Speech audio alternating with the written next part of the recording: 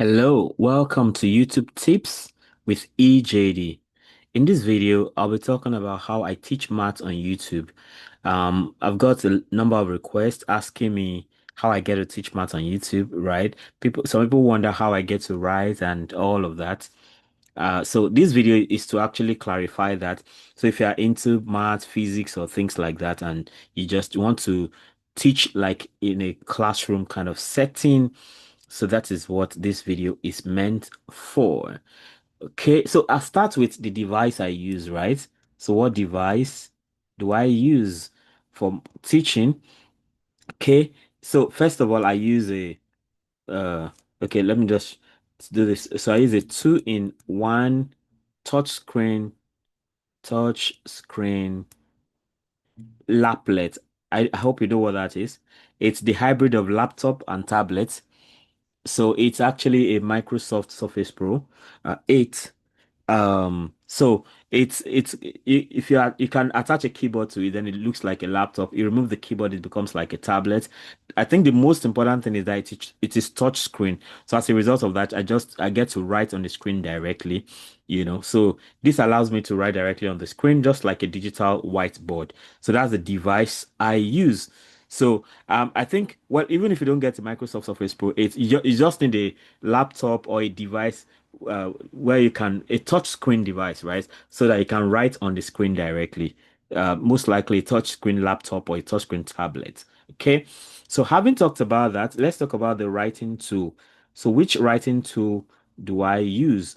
Of course, it's not enough to just have a touch screen device and then, just write on the screen. You also need a writing tool environment, right? A writing tool. So, oh yeah, I'm talking about writing tool, right? Here, talking about writing tool, I use a digital pen. I use a digital pen or what you can call a stylus. Okay. So this is good for smooth handwritten math explanations, and it is good for writing equations, diagrams, and step-by-step problem solving. So I've talked about the device, I've talked about the writing tool. Let's move on to um, something else. Say, how about the writing environment? So device, writing tool, then I have a writing environment. So just write, you can't write on the screen just because you have a screen touch device, right? So you need a writing environment. So when I started out, I was using Zoom Whiteboard, but I discovered it can be quite sloppy and draggy. So I struggled with that a little bit. In fact, first when I was writing, it was really difficult. So so what I did when I started out was, because of the difficulty of writing real time. So most of the times I would have written all everything on the screen, then I'll explain, because writing real time was really draggy. But when I discovered this writing environment, which I'm going to talk about, that is Microsoft OneNote. Microsoft OneNote. So Microsoft OneNote was the game changer for me. Microsoft OneNote. And that's also the environment I'm writing on right now. Microsoft OneNote. Okay. So it's once you have a Microsoft device, OneNote automatically comes with it, I think. So it offers an infinite canvas, clean layout, and easy erasing. So I can easily erase. I just click on this now. I can just easily erase. But I can also I can do Control Z for this, and I have that back. So it's ideal for organizing lessons and layering content clearly. I can zoom, I can zoom, like zoom out, zoom in, you know so it's really very interactive, as you can see. So I can easily zoom, scroll, and highlight parts of the lesson during explanations. So you have all these in this place now. You have all these okay. You can just easily have this okay, or okay, are we good now? Let me see. Yeah, nice. So, you have all these highlighters, so you can highlight stuff. This is even bigger. So you can do all of this. So it makes teaching really interactive. So my writing environment is Microsoft OneNote. It comes with Microsoft devices for sure. If you have Microsoft Office or Office 365, you can easily OneNote is definitely there. So optionally, so that's about the writing environment. So how about the recording software? I think that's another thing to worry about, recording software. So I started out using Zoom, right?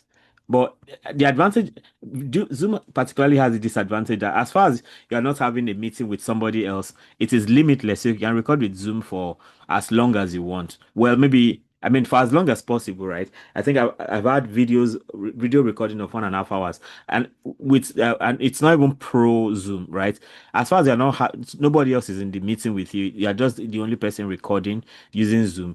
Yeah, you can go for as long as you want. So my recording software is Zoom, okay? Zoom to record both screen and audio. So it helps me record screen and audio. Zoom lets me share my OneNote screen while recording voiceover narration. Optionally, I can also record my webcam for a personal touch. So if I want to show my face, I just need to put on my camera, and Zoom also does the recording.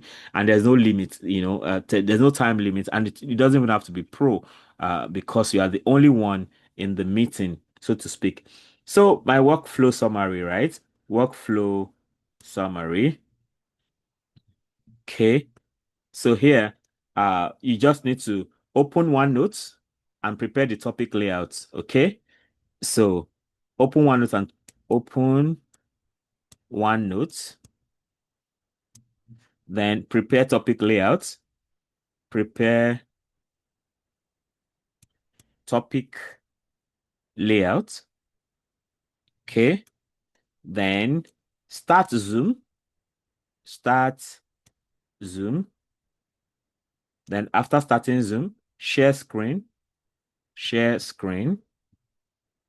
Then next, begin recording, begin recording. So once that is done, then you can then write, speak, and all that. So write, speak, solve real time. Okay. Just like a live classroom. So, I mean, for me, I like that live classroom kind of feel because, in class, right? Sometimes as a teacher, math teacher, sometimes you make mistakes, you correct it and all that. So I just like that natural feeling. Of course, once it gets excessive, I get to edit some things out these days, right? But when I started out, I didn't edit until maybe until my first 500 videos or something like that. So, of course, once you are done with all that, so you can stop recording, right? So you can then export the video and upload it to YouTube. So in one of the subsequent videos, I'll be talking about how to upload a video to YouTube. I'll be showing practical steps on how to upload your videos to YouTube. All right. So why does this setup work, right? If you want, why do I find it very easy to work with? So, why this setup works? Why this setup works? So, of course, it is minimalist. You need just the simplest things, minimalist gear with maximum clarity. Minimalist gear, maximum clarity. Okay.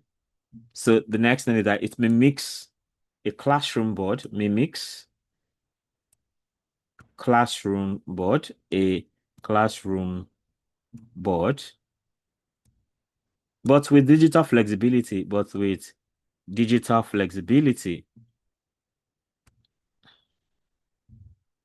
Okay. Then, um, then next it keeps production simple, keeps production simple. So that way I can focus on quality teaching. Then on top, of course, it makes it easy, makes it easy, makes it makes it easy to clean. Okay. Engaging and professional math tutorials. Make it easy to create. Yeah, makes it easy to create clean, engaging, engaging, and professional professional math tutorials. Okay. So that's about how I teach maths on YouTube. In the next video, I think I should be talking about how to upload a video on YouTube. I think that's what the next thing I'll be talking about. So watch out for that. If you have not subscribed already, please go ahead and subscribe. Um, then don't forget to hit the notification bell so you can always get alerted each time a new video is released. On my channel now, you can become a member. Um, so that way you can get some special privileges. Don't forget to like and comment, share also, so that more people can have access to the great content I have going on here. Till I come your way again, keep doing YouTube right. I think that's the word to say here now. All right, bye.